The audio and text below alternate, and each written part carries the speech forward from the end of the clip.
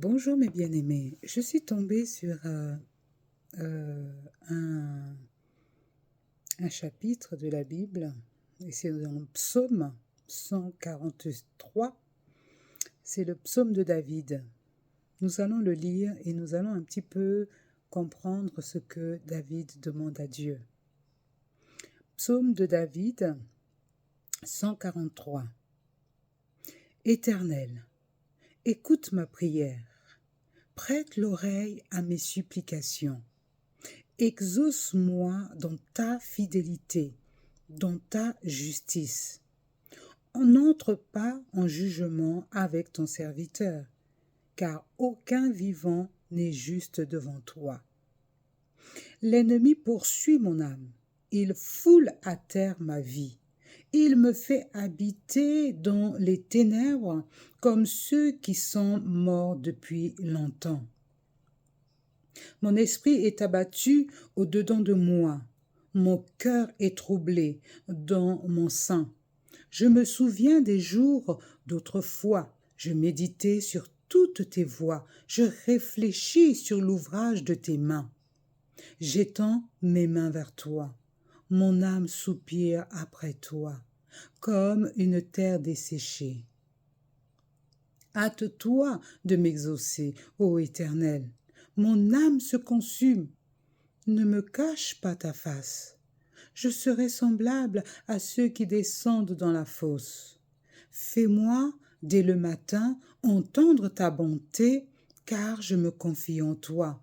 Fais-moi connaître le chemin où je dois marcher, car j'élève à toi mon âme. Délivre-moi de mes ennemis, ô Éternel. Auprès de toi je cherche un refuge. Enseigne-moi à faire ta volonté, car tu es mon Dieu. Que ton bon esprit me conduise sur la voie droite. Rends-moi la vie dans ta justice. Retire mon âme de la détresse. Dans ta bonté, réduis au silence mes ennemis et fais périr tous les oppresseurs de mon âme, car je suis ton serviteur. David, celui qui avait le cœur selon Dieu. David était comme nous, semblable à nous, un être humain avec tellement de défis, tellement de tracas, tellement de peur, tellement d'angoisse. Mais David connaissait son Dieu. David n'allait ni à gauche ni à droite. Quand il avait une question, quand il avait besoin d'une réponse, il savait où aller. Il se réfugiait dans le lieu de la prière. Et là, dans le lieu de la prière, mes bien-aimés, il parlait avec son Dieu. Il demandait à Dieu de l'aider. Il demandait à Dieu de ne pas détourner sa face de lui, parce qu'il savait qu'il était entièrement dépendant de Dieu. Aujourd'hui, de qui sommes-nous dépendants, mes bien-aimés? Où est-ce que nous courons lorsque nous avons des soucis? À qui est-ce que nous nous relatons nos problèmes? Est-ce que la première personne à qui nous relatons nos problèmes, est-ce Dieu ou est-ce des êtres humains? David avait aussi sûrement dans son entourage des gens avec qui il s'entendait très bien. David avait des confidents autour de lui. Il pouvait se retourner vers son frère, sa sœur, et lui demander conseil. Mais nous voyons que là, David, que fait-il? Il vient dans le lieu de la prière. Et c'est dans le lieu de la prière où il demande à Dieu. Il demande à Dieu. Il demande à Dieu, exauce-moi dans ta fidélité, dans ta justice.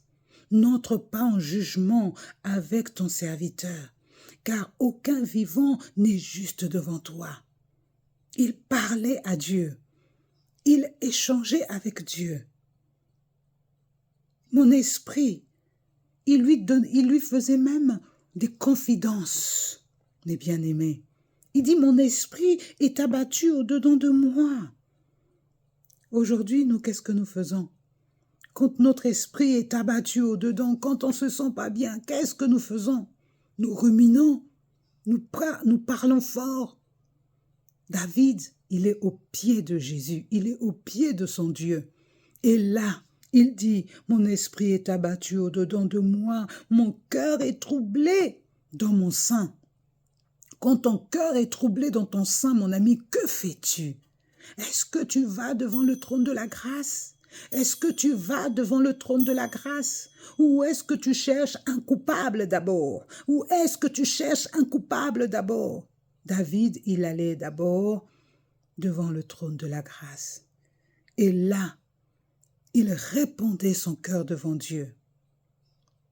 Oui, il répandait son cœur devant Dieu. David ne s'arrête pas là.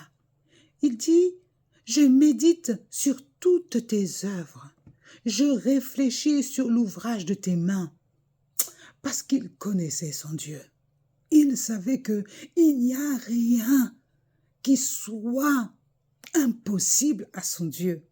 Il savait que lorsqu'il méditait sur les œuvres de Dieu, il se rendait compte que rien n'est impossible à Dieu. Rien n'est impossible au Dieu Tout-Puissant. Je réfléchis sur l'ouvrage de tes mains. Je regarde ce que tu as fait.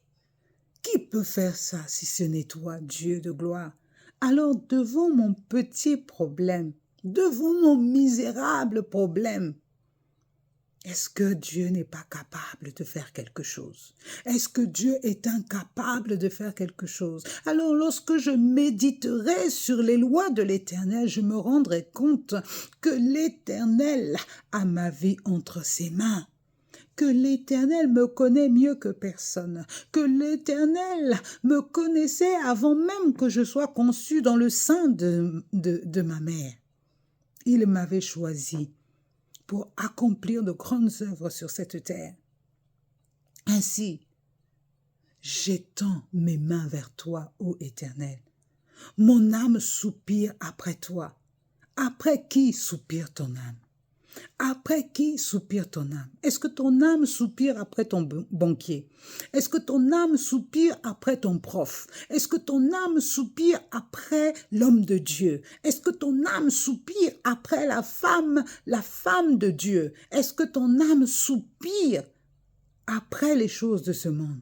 Mon ami, le plus important, c'est pas d'aller chercher à gauche, à droite une aide, mais c'est d'abord entrer dans le lieu de la prière et là Dieu va parler à ton cœur. Il va d'abord te réconforter parce que oui, rien n'est étrange pour Dieu. Rien n'est plus grand. Il n'y a rien qui soit plus grand devant Dieu. Tout est possible à celui qui croit. Ô Seigneur, hâte-toi de m'exaucer, ô Éternel. Mon esprit se consume. Ne me cache pas ta face. Je serai semblable à ceux qui descendent dans la fosse. Mon secours vient de toi, Seigneur. Mon secours vient de toi, Seigneur. Si toi, Seigneur, tu ne te hâtes pas de venir me délivrer, de venir me réconforter, de venir me consoler, vers qui pourrais-je aller? C'est toi, ô Dieu. Tu as les paroles de la vie. Alors je me confie en toi. Hâte-toi de venir me porter secours. Hâte-toi de m'aider. Alléluia. Alléluia. Fais-moi dès le matin entendre ta bonté, car je me confie en toi dès le matin. Oh mes amis, ce matin-là, où tu connais le poids qui te tient dans la lourdeur. Mais toi, ce matin-là, tu te lèves. Et ce poids qui te tenait dans la lourdeur, lorsque tu le confies dès le matin à Dieu, tu vas sentir un grand soulagement. Tu vas sentir comme si ce poids, cette charge t'a été enlevée parce que tu t'es confié dès le matin à l'Éternel. Alléluia. J'élève mon âme vers toi. Je lève mon âme vers toi. Dès le matin, je suis là, prosterné devant toi, afin que tu puisses, ô Dieu, entendre ma voix. Et lorsque je viens devant le trône de la grâce, et que je te rencontre devant le trône de la grâce, dans le lieu de prière, ô Dieu de gloire, je sais que ma journée, quelles que soient les flèches, quelles que soient les paroles, je sais que tu as déjà canalisé mon chemin. Alléluia. Oh, délivre-moi de mes ennemis. Mes amis, tant que nous serons sur cette terre, les ennemis ne manqueront pas. Les ennemis seront toujours là. Les ennemis seront toujours là pour venir mettre un grain de sable dans cette roue qui doit parfaitement tourner son calé. Mes amis, l'ennemi est là pour titiller notre foi. L'ennemi est là pour titiller notre foi. Mais tenons ferme, tenons ferme. Alléluia. Dans ta bonté, réduis au silence mes ennemis et fais périr tous les oppresseurs de mon âme. Prenez soin de votre âme, mes bien-aimés. Les oppresseurs sont là pour venir agacer votre âme. Et lorsque votre âme est agacée, vous êtes fragilisé. Ainsi, tenez ferme vos pensées en Jésus, afin que votre âme soit toujours solidement attachée vers l'Éternel. Ne laissez personne venir troubler votre âme. Chérissez votre âme, chérissez votre cœur, parce que c'est là où le malin viendra attaquer. Il viendra sur toutes les formes possibles, imaginables. Il peut venir sous la forme d'un membre de ta famille, de ton mari, de ta femme. Une petite dispute de rien du tout peut faire de telle sorte que ta journée soit totalement anéantie, que tu sois totalement toi-même anéanti. Donc, prends soin de ton âme. Réfléchis avant de parler. Réfléchis avant de parler. Réfléchis avant de parler, afin de protéger ton âme. Parce que, vous savez bien, cette langue-là, elle est toute petite, mais elle peut faire beaucoup de drabuge, elle peut faire beaucoup de dégâts. Alors, comme on dit, avant de parler, tourne 7 fois ta langue dans ta bouche. Tu as le temps comme ça, pendant que tu tournes 7 fois ta langue dans ta bouche, de réfléchir à ce que tu vas dire, et comment tu vas le dire. Parce que ce que tu peux dire peut être une très bonne chose, mais lorsque l'oppresseur envoie quelqu'un, c'est pour t'oppresser. Donc ce que tu sortiras ne sera sûrement pas bien accepté par celui qui va t'entendre. Donc quel que soit ce que l'autre va faire, maîtrise-toi et la maîtrise de toi-même. Alléluia. Alléluia. Soyez bénis, fortement encouragés en cette belle journée. Au revoir.